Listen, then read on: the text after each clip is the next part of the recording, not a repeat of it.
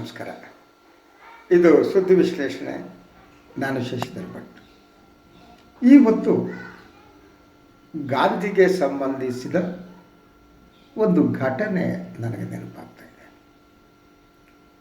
ಗಾಂಧೀಜಿ ಪ್ರತಿದಿನ ಬೆಳಿಗ್ಗೆ ಬಿಸಿ ನೀರಿಗೆ ಲಿಂಬು ಮತ್ತು ಉಪ್ಪನ್ನು ಹಾಕೊಂಡು ಕುಡಿತಾ ಇದ್ರಂತೆ. ಬಿಸಿ ನೀರು ಕುದೀತಾ ಇರೋದು. ಹಾಗೆಯೇ ಒಂದಿನ ಲಿಂಬು ಮತ್ತು ಉಪ್ಪನ್ನು ಹಾಕಿದ ಬಿಸಿ ನೀರನ್ನು ತಂದಿಟ್ಟರು ಗಾಂಧಿಯವರ ಕಾರ್ಯದರ್ಶಿ ಮಹಾದೇವ್ ದೇಸಾಯಿ. ಗಾಂಧಿ ನೋಡಿದ ತಕ್ಷಣ ಹೇಳಿದಂತೆ, ನೀನು ಈ ಬಿಸಿ ನೀರು ತುಂಬಿದ ಗ್ಲಾಸ್ ಇದೆಯಲ್ಲ ಅದರ ಮೇಲೆ ಮುಚ್ಚಿಡೋದಕ್ಕಾಗಲ್ವ? ಮಹಾದೇವ್ ದೇಸಾಯಿ ಅಂದುಕೊಂಡ್ರು ಬೊಮ್ಮಟ್ಟಿಗೆ ಬಿಸಿ ಕಡಿಮೆ ಆಗುತ್ತೆ ಅಂತ ಗಾಂಧಿ ಹೇಳಿರಬೇಕು. ಆದರೆ ಗಾಂಧಿ ವಿವರಿಸಿದ್ರಂತೆ. ಅದನ್ನು ಯಾಕೆ ಹೇಳ್ತಿದ್ದೀನಿ ಗೊತ್ತಾ? ನೀವು ಆ ಹಬೆ ಮೇಲೆ ಬರ್ತಿರುತ್ತಲ್ಲ ಬಿಸಿ ನೀರಿದ್ದು, ಅದಕ್ಕೆ ಎಷ್ಟೊಂದು ಕ್ರಿಮಿಕೀಟಗಳು ಸತ್ತೋಗ್ಬಿಡ್ತವೆ ಅಲ್ವಾ ಅಂದ್ರಂತೆ ಗಾಂಧಿ. ಅದಕ್ಕೆ ಮುಚ್ಚಿದು ಕ್ರಿಮಿಕೀಟಗಳನ್ನು ಕೊಲ್ಲಬಾರದು ಅಂದ್ರಂತೆ. ಇದು ನಿಜವಾದ ಅಹಿಂಸೆ. ಗಾಂಧಿಯ ಅಹಿಂಸೆಯ ಬಗ್ಗೆ ನಾನು ಮಾತು ಪ್ರಾರಂಭಿಸಿದ್ದು ಯಾಕೆ ಅಂತಂದರೆ, ಇವತ್ತು ರಾಜ್ಯಾದ್ಯಂತ ನಡೆಯುತ್ತಿರುವಂತಹ ವಿದ್ಯಮಾನಗಳು, ಘಟನೆಗಳು, ನಾವೆಲ್ಲ ಈ ಬಗ್ಗೆ ಯೋಚನೆ ಮಾಡಬೇಕಾಗಿದೆ.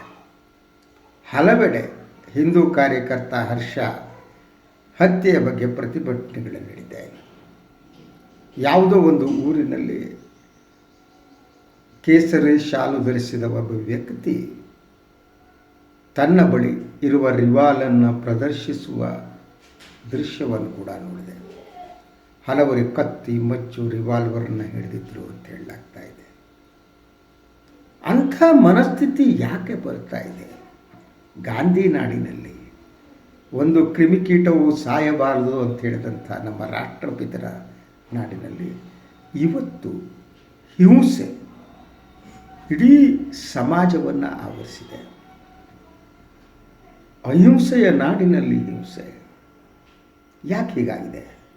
ಯಾಕೆ ಯುವಕರು ಈ ರೀತಿ ಆಲೋಚನೆ ಮಾಡೋದಕ್ಕೆ ಪ್ರಾರಂಭ ಮಾಡಿದ್ದಾರೆ? ಯಾಕೆಂದರೆ ಇಂತಹ ಆಲೋಚನೆ ಅಪಾಯಕಾರಿಯಾದ್ದು.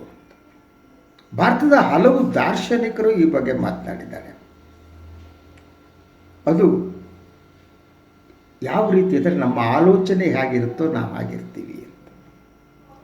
ಅದನ್ನು ಹಲವು ಸಂತರುಗಳು ಹೇಳಿದ್ದಾರೆ.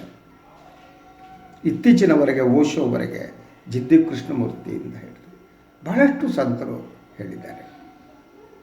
ಇವನ್ನು ನೀವು ಭಗವದ್ಗೀತೆಯಲ್ಲೂ ಕೂಡ ಇಂತಹ ಸಾಲುಗಳನ್ನು ನೋಡಬಹುದಾಗಿದೆ. ನಾವು ಏನನ್ನ ಆಲೋಚನೆ ಮಾಡ್ತೇವೋ ಅದನ್ನು ನಾವು ಆಗ್ತಾ ಹೋಗ್ತೀವಿ ಅಂತ. ಸದಾ ಕ್ರೈಮ್ ಬಗ್ಗೆ, ಅಪರಾಧದ ಬಗ್ಗೆ ಆಲೋಚನೆ ಮಾಡುವ ವ್ಯಕ್ತಿ ಅಪರಾಧಿಯಾಗಿರ್ತಾನೆ. ಒಳ್ಳೆಯದನ್ನು ಆಲೋಚನೆ ಮಾಡುವ ವ್ಯಕ್ತಿ ಒಳ್ಳೆಯದನ್ನಾಗ್ತಾನೆ. ಮತ್ತು ಅದರ ಜೊತೆಗೆ ಈ ಧರ್ಮ ಅನ್ನೋದಿದೆ, ನನಗನಿಸುವ ಹಾಗೆ ವಿಶ್ವದ ಬಹುತೇಕ ಎಲ್ಲ ಧರ್ಮಗಳು ಇಂದು ಅಪಾಯದಲ್ಲಿದೆ. ಅದಕ್ಕೆ ಮುಖ್ಯ ಕಾರಣ ಧರ್ಮದ ಅಪವ್ಯಾಖ್ಯಾನ ಅಂತ. ಯಾರು ಧರ್ಮದ ವ್ಯಾಪಾರಸ್ಥರಿದ್ದಾರೆ, ಯಾರು ಧರ್ಮದ ಮಧ್ಯವರ್ತಿಗಳಿದ್ದಾರೆ, ಅವರು ಸ್ವಲಾಭಕ್ಕಾಗಿ ಧರ್ಮವನ್ನು ತಪ್ಪಾಗಿ ಅರ್ಥೈಸ್ತಾರೆ. ಆ ಕಾರಣಕ್ಕಾಗಿ ಬಹುತೇಕ ಧರ್ಮಗಳು ಅಪಾಯದಲ್ಲಿವೆ. ಹಿಂದೂ ಧರ್ಮ ಅಪಾಯದಲ್ಲಿದೆ, ಇಸ್ಲಾಂ ಧರ್ಮ ಅಪಾಯದಲ್ಲಿದೆ. ಸೊ ಅದ್ರ ಬಗ್ಗೆನೂ ಮಾತಾಡೋಣ. ಈ ಅಪಾಯದಿಂದ ಹೊರಗಡೆ ಬರೋದು ಹೇಗೆ ಅಂತ. ಅದಕ್ಕಿಂತ ಮೊದಲು ಹೇಳಿದ ನಾವು ಏನು ಆಲೋಚನೆ ಮಾಡ್ತೀವಿ ಅದು ಕಾಣುತ್ತೆ ಅಂತ. ಒಬ್ಬ ಮಹಾರಾಜ ಇದ್ದಂತೆ. ಆ ಮಹಾರಾಜ ತನ್ನ ಮಂತ್ರಿಯ ಜೊತೆಗೆ ತನ್ನ ರಾಜ್ಯದ ಸೀಮೆಯಲ್ಲಿರುವ ಸಮುದ್ರದ ಅಂಚಿನಲ್ಲಿ ಕುಳಿತಿದ್ದಂತೆ. ಸಮುದ್ರದಲ್ಲಿ ಹಡಗುಗಳು ಬರೋದು ಕಾಣ್ತಾ ಇತ್ತು. ರಾಜ ಕೇಳಿದ, ಎಷ್ಟು ಹಡಗುಗಳು ಬರ್ತಾ ಇವೆ ಮಂತ್ರಿಗಳೇ ಅನ್ನಂತೆ. ಆತ ಹೇಳಿದ, 3 ಹಡಗುಗಳು ಕಾಣ್ತವೆ ಅಂತ. ರಾಜ ಹೇಳಿದ, ಇಲ್ಲ, ಇನ್ನೂ ಹೆಚ್ಚಿನ ಹಡಗುಗಳು ಕಾಣ್ತಾ ಇವೆ, 3 ಹಡಗು ಮಾತ್ರ ಅಲ್ಲ ಅಂತ. ಮಂತ್ರಿ ಬುದ್ಧಿವಂತ. ಯೂಶ್ವಲಿ ಮಂತ್ರಿಗಳು ಬುದ್ಧಿವಂತರಾಗಿರ್ತಾರೆ, ಇವತ್ತಿನ ಮಂತ್ರಿಗಳಿದ್ದಾಗಲ್ಲ. ಆಗ ಆ ಮಂತ್ರಿ ಹೇಳಿದಂತೆ, ನನಗೆ ಅಪಾಯ ಅನ್ನಿಸ್ತಾ ಇದೆ. 3 ಹಡಗುಗಳು ಬರ್ತಾ ಇವೆ. ಆ ಹಡಗು ಒಂದು ಹಿಂಸೆಯ ಹಡಗು, ಇನ್ನೊಂದು ಮನುಷ್ಯತ್ವವನ್ನು ಮಾರಾಟ ಮಾಡುವ ಕೊಲ್ಲುವ ಹಡಗು, 3ನೇ ಒಂದು ಹಡಗು ಬರ್ತಾ ಇದೆ. ಆ ಹಡಗಿನಲ್ಲಿ ನೀವೇ ಕಾಣ್ತಿದ್ದೀರಿ ಅನ್ನಂತೆ. ರಾಜನಿಗೆ ಆಶ್ಚರ್ಯ ಆಯಿತು.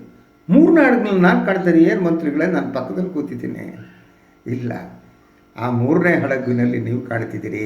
ನೀವು ಈ 2 ಹಡಗುಗಳಲ್ಲಿರೋದನ್ನು ನೀವು ಬಳಸಿಕೊಳ್ತೀರಿ. ಯಾಕೆಂದರೆ 3ನೇ ಹಡಗದಲ್ಲಿ ನೀವು ಸಂಚಾರ ಮಾಡಬೇಕು. ಇನ್ ದ ಸೆನ್ಸ್, ನೀವು ಅಹಿಂಸೆಯನ್ನು ಬಳಸ್ಕೊಂಡು, ಮನುಷ್ಯತ್ವ ವಿರೋಧಿಯಾದ ಮನಸ್ಥಿತಿಯನ್ನು ಬಳಸ್ಕೊಂಡು ನೀವು ಅಧಿಕಾರ ನಡೆಸ್ತಿದ್ದೀರಿ ಅಂತ.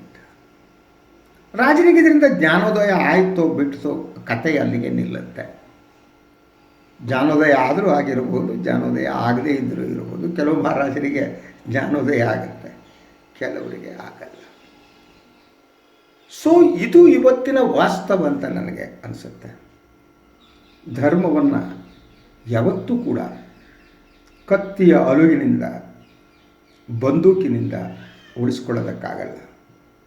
ಅಂಥ ಸ್ಥಿತಿ ಬರುವುದೇ ಆ ಧರ್ಮಕ್ಕೆ ಅಪಾಯಕಾರಿ, ಮತ್ತು ಅದು ನಿಜವಾದ ಧರ್ಮ ಅಲ್ಲ.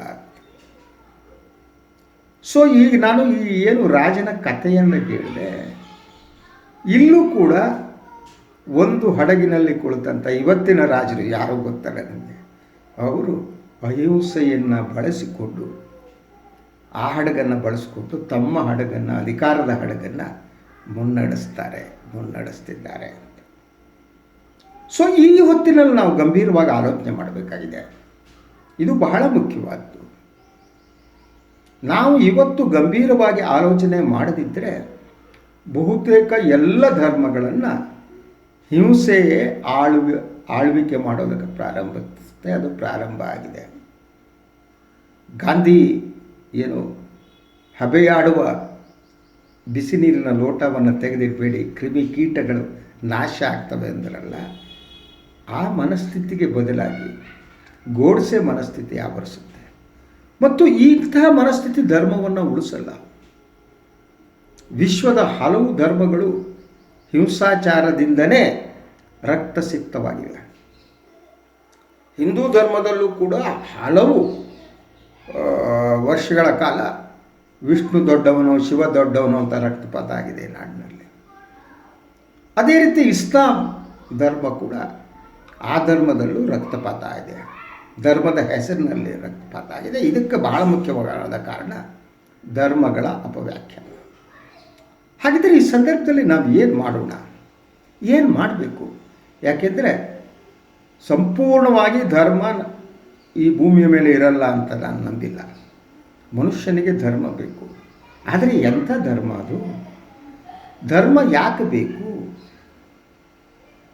ಯಾರು ಧರ್ಮನಿಷ್ಠ ಮತ್ತು ಯಾರು ಧರ್ಮನಿಷ್ಠನಲ್ಲ?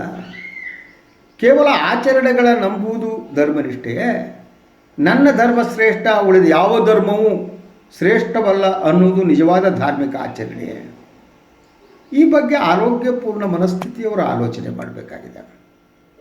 ಯಾಕೆಂದರೆ ಇವತ್ತಿನ ಹಿಂದೂ ಮತ್ತು ಮುಸ್ಲಿಂ ಯುವಕರಲ್ಲಿ ಆ ರೀತಿಯ ಒಂದು ಭಾವನೆ ತುಂಬಿ ಹೋಗಿದೆ. ಅವರಲ್ಲಿ ಧರ್ಮದ ಅಭಿಮಾನ ತುಂಬಲಾಗಿದೆ. ಅದು ಬಹಳ ಸಿಸ್ಟಮೆಟಿಕ್ ಆಗಿ ನಡೀತಾ ಇದೆ. ಮತ್ತು ಒಂದು ಧರ್ಮದವರು ಇನ್ನೊಂದು ಧರ್ಮದ ಬಗ್ಗೆ ವಿಶ್ಲೇಷಣೆ ಮಾಡ್ತಾರೆ ಹೊರತು ಆತ್ಮಾವಲೋಕನವನ್ನು ಮಾಡ್ಕೊಳ್ಳಲ್ಲ. ನಮ್ಮ ಇದನ್ನು ಓಶೋ ಒಳಪಯಣ ಅಂತ ಕರೀತಾರೆ. ಓಶೋ ಅತ್ಯದ್ಭುತವಾದ ತತ್ವಜ್ಞಾನಿ. ಅವರು ಅದನ್ನು ಒಳಪಯಣ ಅಂತ ಕರೀತಾರೆ. ನಾವು ಒಳಗಡೆ ಪಯಣಿಸಬೇಕು ಅಂತ. ಒಳಗಡೆ ಪಯಣಿಸಬೇಕು ಅಂದರೆ ಆತ್ಮಾವಲೋಕನ. ನಮ್ಮನ್ನೇ ನಾವು ಪ್ರಶ್ನಿಸಿಕೊಳ್ಳುವುದು. ನನ್ನ ನಡವಳಿಕೆ ಸರಿ ಇದೆಯಾ? ನಾನು ಸರಿಯಾಗಿದ್ದೀನಿ? ಪ್ರತಿದಿನ ಅಟ್ಲೀಸ್ಟ್ ಬೆಳಗ್ಗೆ ಎದ್ದ ತಕ್ಷಣ ಮತ್ತು ರಾತ್ರಿ ಮಲಗುವ ತಕ್ಷಣ ಈ ಪ್ರಶ್ನೆಯನ್ನು ಕೇಳ್ಕೋಬೇಕು. ನಾನು ಸರಿ ಇದ್ದೇನಾ? ನನ್ನ ಧರ್ಮ ಸರಿ ಇದೆಯಾ? ನನ್ನ ಧರ್ಮದಲ್ಲಿ ಯಾವ ಬದಲಾವಣೆ ಆಗಬೇಕು? ಇದು ಬಹಳ ಮುಖ್ಯವಾದ್ದು. ಪ್ರತಿಯೊಬ್ಬರೂ ಕೇಳಬೇಕು. ಇಂಥ ಆತ್ಮಾವಲೋಕನ ಹಿಂದೂ ಮತ್ತು ಮುಸ್ಲಿಂ ಧರ್ಮದಲ್ಲಿ ಎರಡು ನಡೀಬೇಕಾಗಿದೆ. ಅದರಂತೆ ಇದರ ಜವಾಬ್ದಾರಿಯನ್ನು ಯಾರು ಹೊರಬೇಕು ಅನ್ನೋದು.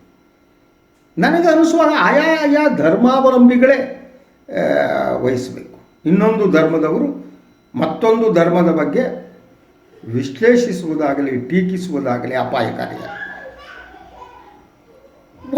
ಈ ಪ್ರತಿ ಧರ್ಮದಲ್ಲಿ ಒಂದು ಧರ್ಮ ಸಂಸತ್ ಅಂತ ಬೇಕಾದರೆ ರಚಿಸಿಕೊಳ್ಳಿ, ನೋ ಇಶ್ಯೂ. ಧರ್ಮದಲ್ಲಿ ಯಾವ ಬದಲಾವಣೆಯಾಗಬೇಕು ಅನ್ನುವ ಚರ್ಚೆ ಅಲ್ಲಿ ನಡೆಯಲಿ. ಮುಸ್ಲಿಂ ಮೌಲ್ಯಗಳು, ಮುಸ್ಲಿಂ ಚಿಂತಕರು ಎಲ್ಲರೂ ಸೇರಿ ಈ ಬಗ್ಗೆ ಮುಸ್ಲಿಂ ಧರ್ಮದ ಬಗ್ಗೆ ಚರ್ಚೆ ಮಾಡಲಿ. ಯಾಕೆ ಕೆಲವರು ಹೇಳುವಾಗ ಇಸ್ಲಾಮಿಕ್ ಫೋಬಿಯಾ ಅಂತ ಏನು ಹೇಳ್ತೀರ, ಅದು ಯಾಕೆ ಉಂಟಾಗ್ತಿದೆ?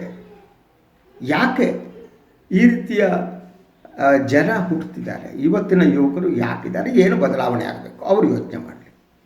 ಅದೇ ರೀತಿ ಹಿಂದೂ ಧರ್ಮವನ್ನು ಅನುಸರಿಸುವವರು ಮುಕ್ತ ಮನಸ್ಸಿನಿಂದ ತಮ್ಮ ಧರ್ಮದಲ್ಲಿ ಆಗಬೇಕಾದ ಬದಲಾವಣೆಯ ಬಗ್ಗೆ ಆಲೋಚನೆ ಮಾಡಲಿ. ಇದು ನಾನು ಬಹುತೇಕ ಸಂದರ್ಭದಲ್ಲಿ ಹಿಂದೂ ಧರ್ಮದ ಬಗ್ಗೆ ಮಾತನಾಡುವಾಗ ಭಾಳಷ್ಟು ಜನ ನನ್ನನ್ನು ಟೀಕಿಸ್ತಾರೆ, ನನ್ನನ್ನು ಬೈತಾರೆ. ನೀನು ಯಾವ ಸೀಮೆ ಬ್ರಾಹ್ಮಣ ಅಂತಾರೆ. ನನಗಾಗಲೇ ನಗು ಬರುತ್ತೆ. ನೀನು ಅಯೋಗ್ಯ ಅಂತಾರೆ. ನಾನು ಎತ್ತಿರುವ ಪ್ರಶ್ನೆಗಳಿಗೆ ಯಾರಿಗೆ ಉತ್ತರ ಕೊಡೋದಕ್ಕೆ ಸಾಧ್ಯ ಆಗಲ್ವೋ ಅವರು ಇಂಥ ಮಾತನ್ನು ಆಡ್ತಾರೆ.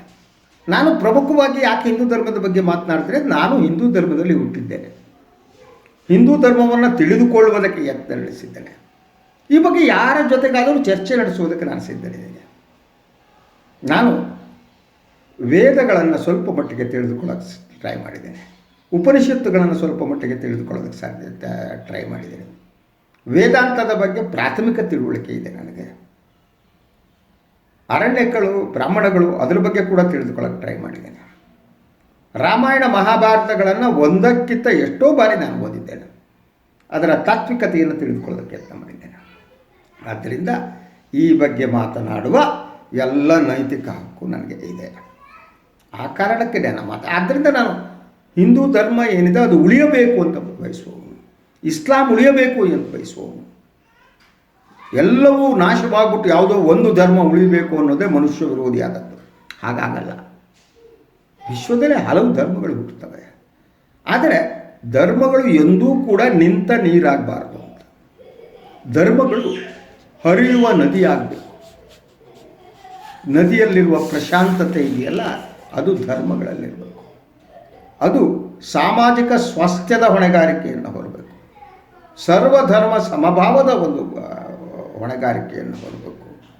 ಸರ್ವೇ ಜನ ಸುಖಿನೋ ಭವಂತು ಅನ್ನುವ ಮನಸ್ಥಿತಿಯನ್ನು ಹೊಂದಬೇಕು.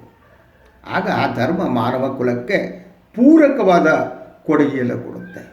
ಆದರೆ ಇವತ್ತು ಅಂಥ ಒಂದು ಸ್ಥಿತಿ ಇಲ್ಲ. ಯಾಕೆಂದರೆ ಧರ್ಮವನ್ನು ತಪ್ಪಾಗಿ ಅರ್ಥೈಸುವ ವಾತಾವರಣ ಸೃಷ್ಟಿಯಾಗಿದೆ.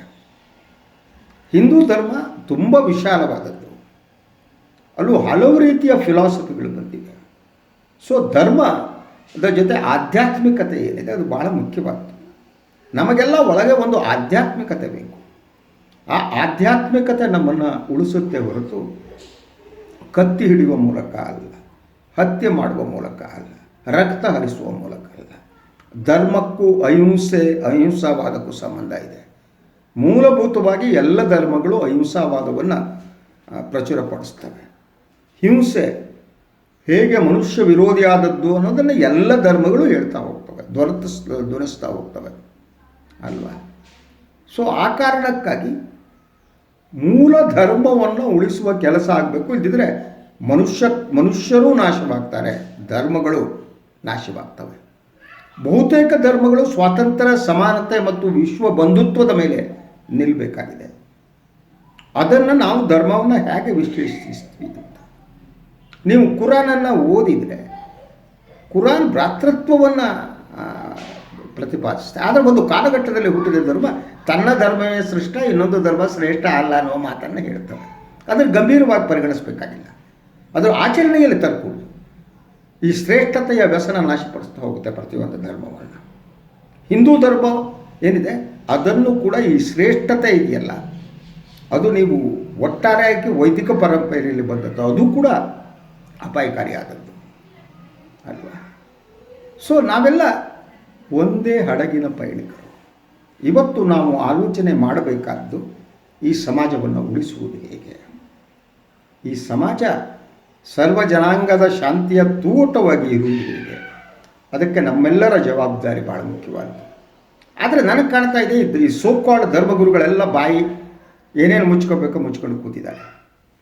ಅವರು ಹಿಂದೂ ಧರ್ಮದ ಸ್ವಾಮೀಜಿಗಳು ಸಂತರು ಆಗಲಿ ಅಥವಾ ಇಸ್ಲಾಂ ಧರ್ಮದ ಮೌಲಿಗಳಾಗಲಿ ಪ್ರತಿಪಾದಕರಾಗಲಿ ಯುವಕರನ್ನು ಸರಿದಾರಿಗೆ ತರುವ ಕೆಲಸವನ್ನು ಮಾಡಬೇಕಾಗಿತ್ತು.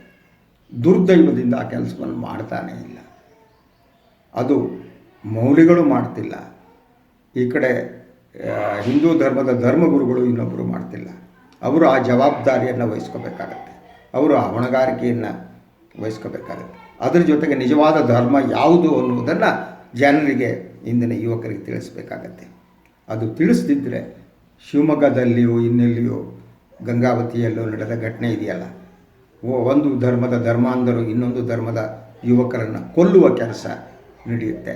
ಅಲ್ಟಿಮೇಟ್ಲಿ ಈ ಸಮಾಜವೇ ನಾಶ ಆಗುತ್ತೆ. ಅದು ಆಗದಿರಲಿ. ಈ ಚಿಂತನೆ ನಾನು ಹೇಳಿದ್ನಲ್ಲ, ಒಳ ಪಯಣ ನಡೀತಾ ಹೋಗಲಿ ನಮ್ಮೆಲ್ಲರಲ್ಲಿ. ಆ ಒಳ ಪಯಣ ನಡೆಯುವ ಜೊತೆಗೆ ನಮ್ಮ ಧರ್ಮವನ್ನು ಒಂದು ಶ್ರೇಷ್ಠ ಧರ್ಮವನ್ನಾಗಿ ಪರಿವರ್ತಿಸುವ ಕೆಲಸ ಹೇಗಾಗಬೇಕು ಅಂಥೇಳಿ ಇಸ್ಲಾಂ ಮತ್ತು ಹಿಂದೂ ಧರ್ಮದ ಅನುಯಾಯಿಗಳು ಆಲೋಚನೆ ಮಾಡಲಿ ಅಂತ ಹೇಳ್ತಾ ಇವತ್ತಿನ ಸುದ್ದಿ ವಿಶ್ಲೇಷಣೆಯನ್ನು ಮುಗಿಸ್ತೀನಿ. ಎಲ್ಲರಿಗೂ ಒಳ್ಳೆಯದಾಗಲಿ. ನಮಸ್ಕಾರ.